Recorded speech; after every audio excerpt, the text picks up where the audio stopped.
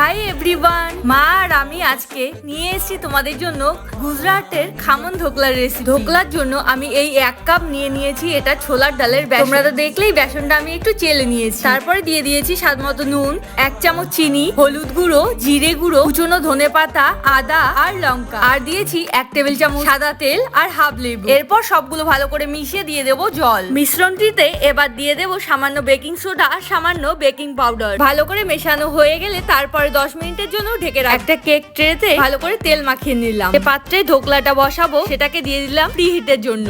ব্যাটারটিতে এখন মিশিয়ে নিলাম সামান্য হিং আর ইনো। ব্যাটারটি যত ভালো হবে তত কিন্তু স্পঞ্জি আর তুলতুলে হবে খেতে। এবার এটাকে 20 মিনিটের মতো বেক হতে দেব। এদিকে আরেকটা পাত্রে আমি রিফাইন তেল দিয়ে ভেজে নেব গোটা জিরে, গোটা সর্ষে, কারি পাতা আর কাঁচা লঙ্কা। তারপর জল দিয়ে দিলাম সামান্য নুন আর সামান্য চিনি। এই মিশ্রণটি ছড়িয়ে দেবো ধোকলার উপরে। আর খেতে কিন্তু দারুণ হয়েছিল।